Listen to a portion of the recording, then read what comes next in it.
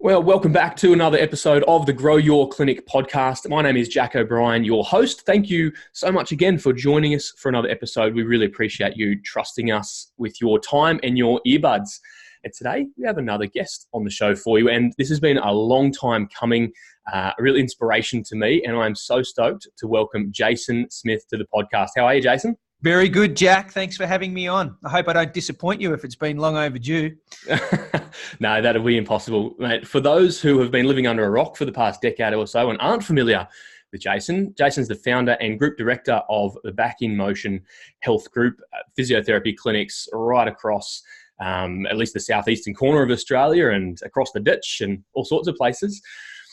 Jason, for those who are unfamiliar, can you fill us in on the backstory, how you got into physio and then how you ended up running a clinic and then a group of clinics? Yeah, well, it's there's always a long version and a short version to that story, Jack. I'll try and give you the short version. When I was 10 years of age, had one of the most defining moments of my life where I decided that I wanted to be in healthcare, and I particularly wanted to be a doctor, a nurse, or a physio to go work in the developing world. You might want to learn more about that in a minute, but that was a trajectory that got set way back when I was 10. And as it happened, I became a physio, worked in the public health system for a number of years until I realised it wasn't really floating my boat. My wife and I had travelled pretty broadly in our early 20s across the world to try and find some volunteer projects to work in, and they all were fulfilling, but weren't sustainable. They were all volunteer driven projects, and so we came back home. We started a small practice in the garage. In fact, it's only a carport in a small little suburb in Melbourne. And as they say, the rest was history. And so within about 2 or 3 years of doing that, we had one of the largest practices in the country, which then spawned a network of practices that today have over 100 locations, Australia and New Zealand. It's really impressive, mate. Thank you for sharing. And without bringing the focus back onto myself, it really resonates. I had exactly the same epiphany when I was 15 or 16. I want to be in healthcare across the globe in a humanitarian play in some regard. So I think that's really exciting. And I think so many clinic owners have gone through a situation of getting frustrated or burnt out, whether with the public system or practice they're working in, starting something in the backyard. And, you've been able to multiply that across 100 plus clinics, which is really exciting. For a little bit more insight into who you are personally, a couple of rapid fire questions we've added to the podcast of late. Jason, what are you reading right now? I'm always reading the Bible. The second book I'm reading at the moment is a book called Me, Myself and Bob, written by Phil Vischer. Your audience might not be familiar with this guy, but he's a big name in children's television. And he started a massive organisation who are the creators of Veggie Tales. Now, you might know about this, Jack, if Very familiar. But he tells a remarkable story of the big rise and then the big fall where personal ambition gets the better of him. That's actually the second time I'm reading this book. And I find myself recommending it so often, I thought, man, it's probably time I reread it myself. Mm-hmm. And then the third book I'm reading is Trust in Business, written by Vanessa Hall. And I know Vanessa personally, so I have 3 books on the go, which is about normal for me, depending what mood I'm in. It's fascinating, isn't it? I love books. I've got a goal to read 1 book a week this year, so 50 books. However, my previous guest on the podcast doesn't read at all. Right. It's really interesting. Just, chooses not to cloud his thoughts with other people's perspectives. So really interesting. So I really appreciate 3 books at a time. That's amazing. Yeah. Tell me, Jason, who do you look to as a mentor? I think mentoring is a really special relationship. In fact, I think second only to your life partner, who you choose as your mentor would be the next most critical decision you make. And so I actually have a couple of mentors in different areas of life. One whom has now journeyed with me for nearly 20 years, and I'm very grateful for that. And another who's probably coming on 10 years. Both are very senior to me in terms of chronology. I look for grey hair or no hair, and that just means they've lived a few laps of the block. And I rely on both of those two men for quite a range of inputs into my life. They wouldn't be known publicly, but personally, they are a huge support to me. I love that. What about holidays, mate? What's your most memorable recent holiday experience? Well, somebody said to me many years ago that you always need to have your next holiday booked if you want to stay sane. And so I think my wife took that almost as gospel, and it's now a religion in our family. So we always have the next holiday booked. We literally just got off a plane 2 days ago coming back from Hamilton Island, which was wonderful. But we also went to Ayers Rock earlier this year, which was great. My all-time favourite holiday was a trip around Australia. We bought a combi van, Right. and my wife and I, pre-kids, just toured the country, and it's a beautiful country. And in fact, in about 30 days, we're about to hike the foothills of the Himalayas in India, taking 3 of our 4 kids with us. We're doing some humanitarian projects over in India at the same time, but we figured why not stretch the legs around the foothills while we're there. So That's awesome, mate. That's so cool. And just if we divert a little bit on some personal mindset stuff, I've found that we've had similar advice around always have the next holiday booked. Personally, we've made it a family ritual that when we're on a holiday, we book the next one while we're there. And there's actually a fascinating little mindset shift when you're on a holiday, but you don't have the next one booked yet. There becomes this scarcity and like, we better make the most of it because we don't know when the next one's coming. However, if you've got the future one booked, you can kick back, relax, enjoy the moment you're in, knowing that you've got another trip coming up. It's a subtle little shift, but it's made a massive difference to our enjoyment of our time away.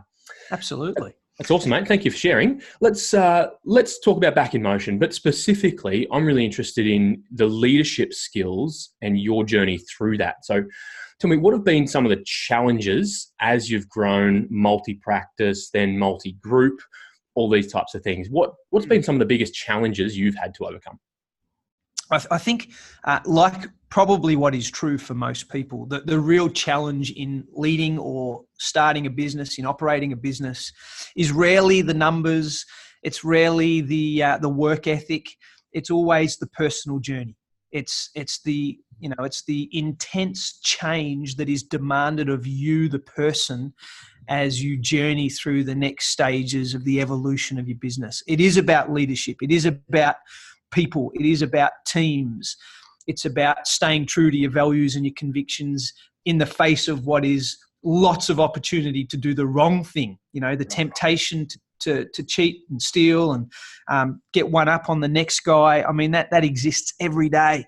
And so I think really, to be honest, that the big journey, and my wife and I reflect on this often, the big journey of Back in Motion for us, and it's our 20th year this year, is just the huge personal growth that you go through.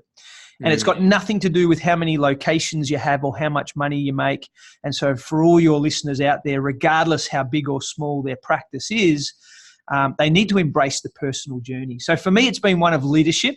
And I know that word gets thrown around a lot. It's probably overused. And yet for me, I think it is the right word to describe what has been the great adventure. It's one of personal leadership. Okay. And I know you've written an incredible book, which we'll touch on a little bit later, but in that book, you really described how you had to shift and turn the organisation on its head. What were some of the key lessons or learnings out of that experience for you? Yeah. So I call it outside in, downside up leadership. The publisher really wanted me to call it upside down, inside out, because that's the phrase, that's the colloquialism, you know, that's what rolls off the tongue. And I said to her, it just doesn't do the internal turmoil justice if it just sounds too easy. So we called it outside in, downside up, because it really did flip me on the head. The business and the organizational chart and the way we run our work processes through the Back in Motion Health Group has significantly changed in the last 6 years. But I have had to change significantly, as have the people who work with me. So I think getting rid of the ego in the workplace, bringing back creativity, they are leadership challenges and things that we've had to wrestle with, making sure everybody feels valued, even though they make a different contribution. So we're not all the same. We're not all equal, but we need to bring fairness and equity back into the team. That's been a really important journey. Courage, Jack. You need to be courageous. And we were really courageous when we were young and dumb. And as we got older, we got fatter and slower in terms of how we made decisions and how we risked the farm in terms of wanting to make a difference in the world.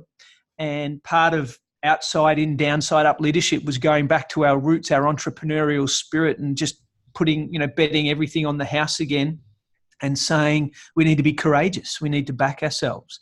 So, there's some of the, I guess, high points, or as they might have felt at the time, low points of the leadership journey about 6 years ago when we started what we call the leadership revolution inside Back in Motion. Okay. And on the book specifically, if people want to grab it, they can get it from Amazon and on your websites, which we'll be able to link up in our show notes later on. But you talk about empowering every person in the organization from the top all the way down, and arguably those at, in inverted commas, lower levels of responsibility have as much say sometimes as those higher. What's been the outcome of that shift over the last 2 or 3 years? How has that played out practically in the organisation? Yeah, so we call the principle you're referring to there, we call it distributed authority, which is different to delegation or even just the broad idea of empowerment, although those words clearly have some connection. But distributed authority says we want to make everybody a CEO of something inside the organization. So I don't carry that title because we're all CEOs. We're all responsible for something. And ideally that something is what you're good at and what you love doing. Right. And think about it. If you gave everybody in your practice the opportunity to do what they love and to do what they're great at, then they are the two secrets to a fulfilling role. And if you're fulfilled, then you are going to not only stay in the job, but you are going to press the boundaries of what you're good at and what you love doing, which means you're going to grow. Healthy things grow. This is one of the resolutions I have made in life. Healthy things grow. Healthy children grow. Healthy plants grow. Healthy stock markets grow. And healthy teams will grow even if we measure growth in different ways. So in the last 2 or 3 years, because of that principle we call distributed authority, we have grown. We have grown in terms of footprint. We have grown in terms of revenue. We have grown in terms of profitability. But most importantly, we have grown in terms of the richness of people feeling like they can connect in the way they build culture, in the way they add back to the team and the community around them. I think we've grown intrinsically as people, and so healthy things grow. Yeah, 100%. I totally resonate with that. So I'm interested, what are some practical things that you do to instill health in the organisation? And also then in your personal life and leadership, what do you do to stay healthy as a leader? So, health has to be looked at multidimensionally. Right. Of course, most of us on the podcast today are health professionals, but I think we are horribly diluted in terms of how often we get framed in the way we consider health. So I've redefined health. In fact, it's another book that I've written, not to confuse your listeners. The first book I wrote was called Getting Yourself Back in Motion. And in that book, actually, in the first couple of chapters, I redefined health, not as being the absence of disease or sickness, but in fact, living at your best. Sure. But being optimal. So practically some of the ways we try and be healthy at work is we do have what we call free speech sessions where people get to say exactly what's on their mind. Right. We coach them to be respectful. We coach them to say it to the right person at the right time in the right way. But you know what? To still speak it. Because if you're thinking it, it's only a matter of time when you're going to act it. So you might as well say it. And then we can all be more, aware of what it is that's running through your mind. We do, to stay healthy at work, we have walking meetings, stand-up meetings. You look like you're having a stand-up podcast right now. To stay healthy at work, we have what we call the fun pod, which is an opportunity to just enjoy each other's company in ways that have, a little less pressure, a little less stress than maybe all the big decision-making meetings. Okay. There are so many ways to stay healthy, but I guess for me personally, which was the other half of your question there, I sort of think of the dimensions of the physical, the spiritual, the emotional, the relational, and even the financial, because all of those things have an impact on health. I'll try and exercise 3 or 4 times a week. I'm not fanatical, but I want to keep moving. I want to keep active. I'll try and eat well 70% of the time. Again, I don't want to set a bar too high that I can't reach. Whole foods is a really good rule of thumb. Spiritually, I want to be connected to God every day. And for me, that I don't want that to be an event. I want that to be a lifestyle, a posture. So that involves lots of different expressions, but for me, that's a really important part of it. Financially, I want to spend less than I earn, and I want to give away as much as I can, and I don't want to wait until I have enough before I start giving. And I think that keeps me financially healthy. And then relationally, I'm a dad of 4 and a husband to 1, and that's a good ratio. And Absolutely. I want to make sure that I'm emotionally present at home. I mean, for years, Paulina, my wife, used to say, I know you're physically here, but I'm not sure you're emotionally here. Right. And that's sort of the stress of running a practice or 100. And so I think it's a discipline to make sure that when I walk through the door at the end of the day, I turn my hat around and I change jobs and I'm emotionally present. So, there are a couple of things that I would think about regularly to stay healthy. That's unreal, mate. I love it. And we could talk about those for hours and unpack those. If I can just segue off the financial health that you touched on there and not waiting until you've got enough to give. I know it's been a real expression of yours and Back in Motions to start a foundation. And it really resonates, I think, with our listeners around those who want to build a clinic for good, who want to build a clinic for more than just putting their kids through private school and lining their pockets, but want to give back and amplify their impact. So where did that all start for you? And tell us about your foundation, please. Fantastic. I'm grateful for the question, Jack, because it strikes at the heart really of my wife and my purpose to be in business in the first place. So I often describe myself as an accidental CEO and a reluctant businessman. And if anybody has read anything about my story, they'd probably realize that there's lots of reasons why I introduced myself that way.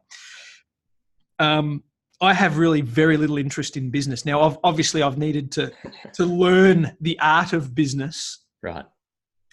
Because business creates opportunity, and opportunity, it invites people into our world and financial resources. But mostly I'm interested in 2 things. One is I want us to live more healthy, and we've just spoken about health. I want to empower people in optimal health. And secondly, we want to make a difference in the lives of disadvantaged people. They are really the 2 wings of the plane that keep us balanced in flight. So good. And, when I was 10, again, just to go back to that little story there, I was watching cartoons on a Saturday morning. The rest of the household was asleep. And in the 1980s, if anybody remembers it, between Roadrunner and Bugs Bunny, these images of starving children in Ethiopia flashed up on the screen. They were World Vision adverts. And it wrecked me. It completely disrupted my life. I couldn't understand how the parents weren't helping the kids. I couldn't work out why somebody wouldn't give them food. And I made a pledge. I made a little promise to God as a 10-year-old boy that whatever I did in life, I wanted to do it to help people who didn't have enough. And it's not meant to sound heroic, and it's not meant to sound cliche or glib. It just is that as a 10-year-old, I have no other way of explaining it except that it changed my life. And my wife, who was born in Brazil, who is no stranger to the sight of poverty, has seen favelas, knows what it means to have little. When we met and connected, she had exactly the same life aspiration. Wow. So we only started Back in Motion because, frankly, it seemed like the most logical way to build a team of like-minded people who wanted to make a difference in the world. We wanted to build scale around an ethical business model that created more than enough for us so that we could give into the lives of others. And we've done that lots of different ways. And I want to credit our team and all of our franchisees because they have been generous beyond recognition. Many of them are the silent givers who just are so supportive of these sorts of programs and work, but they'll never be on a podcast telling their story. And yet they're often, the guys, the silent heroes behind the scenes. But all of that led 10 years ago to starting the SOS Health Foundation. Right. So that's your question. And SOS is an acronym that stands for success or significance. And it really drives at the heart of the question that we want to provoke in our industry. And that is, are you just running your businesses and leading your teams and treating patients to be successful, or do you want to be significant, which is make a difference in the lives of others? That's unreal, mate. It's I'm sure that'll resonate so much that it's those things like having enough money and being wealthy and putting your kids through school and driving a nice car, they're in and of themselves not bad things, but we can do so much more. Yeah, we don't need to just settle for things like that. And I love that you touched on a little bit there, giving the franchisees and the team by and large, the opportunity to contribute, not just by giving. I think sometimes we associate giving with the dollars, and if you don't have the dollars, then you can't give. I love that the SOS Foundation allows people to go and volunteer and contribute in other ways than just dollars. So what are some of the ways, or what are some of the things that the SOS Foundation does? Yeah. So the SOS Health Foundation has 10 years of history, and we've done all sorts of projects along the way. And even before we had a foundation, our group was giving and continues to give overseas to hospitals who are without equipment. And we work amongst orphanages in Thailand, and we build safe houses for kids who need to be rescued from trafficking. And there's lots of expressions of giving and significance that our group has helped fund. But SOS very specifically is a domestic program, so it's only for Australia, and it's about supporting our Indigenous people, our first people. They're in my mind our brothers and sisters, regardless of the politics and regardless of all of the various views that society has. They're people in need, and we aren't here to judge. We're here to help, and so SOS runs two core projects at the moment. One is on Palm Island, which sounds idyllic. It sounds romantic. Palm Island is off the Townsville coast. It's one of Australia's largest Indigenous communities, and its poverty levels are on par with Bangladesh. It's considered fourth, and it's a postcode of Australia. And so we run a full-time allied health practice on that island. The other big project that we do is up in northeast Arnhem Land, where we service on a fly-in, fly-out basis 20 homeland communities every month with physio and podiatry and occupational therapy. And you're right, you can give in lots of different ways. We value the dollars because someone's got to pay Qantas to fly us up there. Right. But we love volunteers because give of your time and your skills, and that's one of the most, crucial contributions somebody could make. But another really big way people can help or give is advocate for us, advocate for the cause, tell the story. We don't know when our next volunteer or dollar of sponsorship's coming from, but we just need people to tell our story. And so advocacy is a really big help. That's unreal, mate. Thank you. And what's been some of the impact of the foundation's work here locally in Australia? Yeah, so, measuring significance is a really dangerous art. It is. But we've teamed up with the Centre for Social Impact to try and get what physios and other health professionals would know would be those asterisk signs. Right. So that we can measure and retest and make sure our programs are working.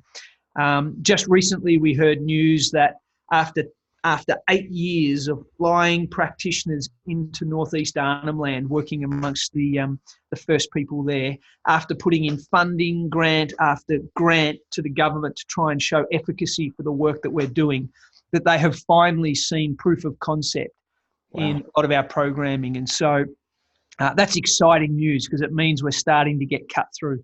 At a macro level, how do you close the gap on healthcare in Indigenous people? That's a very complex subject. But at a personal level, there are stories and anecdotes of individual lives who are being changed.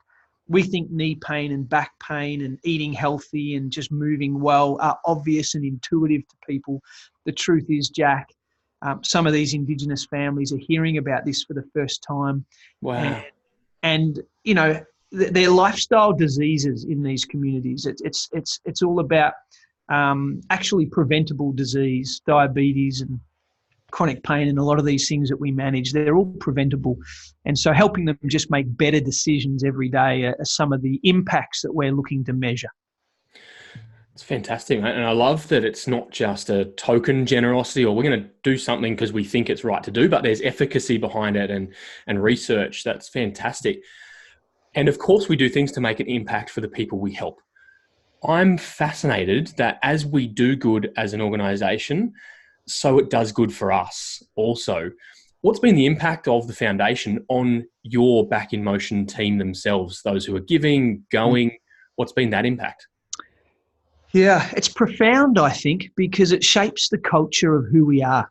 And interestingly, just so that there's no confusion, half of the volunteers now who get behind our foundation are not Back in Motion staff, which is just wonderful. Unreal. So we have broadened the reach to the whole industry, the Australian Physio Association, the Australian Podiatry Group, the Occupational Therapy Peak Body, they're all behind us and helping in lots of different ways. And so the reach is much broader. This is not so much a Back in Motion initiative anymore, as it much, it's got its own identity. But it does change you. You think you go all that way on a plane to go help some other people, and you realise that they often give more back to you than you've given out. And that's because they have unique perspective on life. They see the world very simply in some respects, and they shame us in the complexity that we add to our world.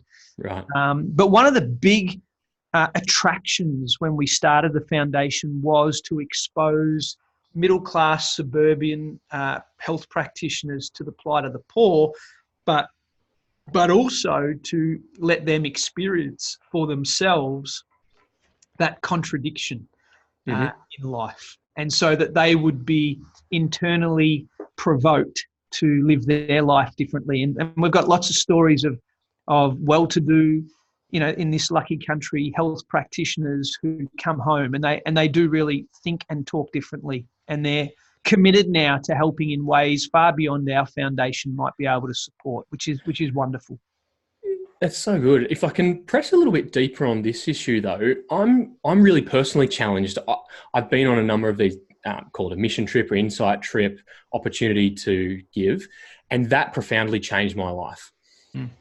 And I know that it does for so many hundreds and thousands of others who go and see and come back changed. Is there anything that you guys do to combat or avoid the plight of poverty tourism and just going, seeing, and ending up doing more harm than good, but ticking the God complex in ourselves? How do we ensure that we don't do more harm than good by going and seeing? Yeah. Poverty tourism is a thing. It's a real thing. In fact, only 2 weeks ago, we ran our first ever exposure trip to Palm Island. And by exposure trip, what I mean is we took 3 or 4 either high net worth individuals or people of influence within our sector, because we wanted them to see firsthand our programs and just life in these communities. And I've been so nervous to run an exposure trip because I don't want people to feel like they're on show. Right. And so actually all of our trips are health outreach missions up until recently. And everyone who goes on the trip has to do something. We have to contribute. But I think that the really big learning for us to guard our heart, to make sure we're not just spruiking these people's disadvantage for anything other than their good, is to make sure that when we land in these communities, Jack, that we have 2 ears and 1 mouth and we use them in that proportion. And by that, I mean we are big learners. We are big listeners. We need to stop. We need to slow down, and we need to hear their stories, because the help as we know it, the help that we want to give ordinarily can't be applied the way we want to do it. It has to be contextualized for their community. Healthcare needs to have its own flavor in these communities, and they need to teach us how we can help them. So it really is about avoiding the, what did you call it? The God complex or the white knight phenomena, thinking we can just ride in and save the day. It's not about that at all. It's about coming in and learning, hearing, and then shaping the way our programs work with them as the local leaders. That's unreal, mate. Thank you for sharing. That's a really good insight.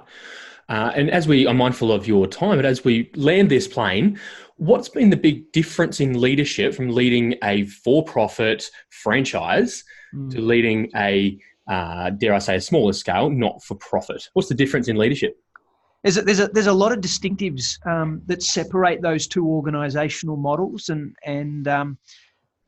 we can laugh and joke about some of them. For instance, the big one at Back in Motion is I get to dangle a paycheck in front of people to compel them to stay on mission and fulfil their commitments. Whereas in a grassroots, not-for-profit, we're all volunteers, very few people are paid, and so I don't have money as leverage. So, that's a very different mechanism to try and motivate people to do what you want them to do. So there's lots of distinctives. But you know what? To be honest, there are far more similarities than I think there are differences. And I think the similarities still come back to you don't want to work for money or profit, and you don't want to work for purpose or, in a voluntary organisation. If in either case, you don't want to be in those teams or in those organisations unless you feel convicted that that is your best contribution to the world around you. And so, interestingly, that is the thing that is the same in both. And so regardless of which team I lead, I'm mostly just interested, do you want to be here? Is this what you're good at? Do you believe in what we're doing? And then the differences fall away. Incredible, mate. Thank you so much for sharing. I'm so inspired by your ability to build a clinic for good and make such a massive difference in the lives of practitioners, local communities, and across Australia and the globe. So thank you for your generosity. I love your story of faith and of humility, and by no stretch is anyone perfect, yourself and myself included. But thank you so much for sharing your journey here on the podcast. And I know that we can read a lot more about it in your book and through your website. So can you point us in the direction of where people can find out more about your story? Sure. Anything to do with any of the projects that I've spoken about today, you can track them all down through my personal site, which is jasontsmith.com.au. If you specifically just want to hear about the foundation, they've got their own site, soshealth.org.au. And no one will have trouble tracking down the Back in Motion website, which is backinmotion.com.au. All books are at major retailers and all the good online stores. Awesome, mate. Thank you so much. And listeners, we will link up all of those links for you on this podcast episode page over at clinicmastery.com/podcast. Everything will be there for you. Jason, thank you so much again. It's been an absolute honor and privilege to host you on the Grow Your Clinic podcast. Listeners, we look forward to bringing you another episode again really soon. Bye for now. Awesome, mate. Done.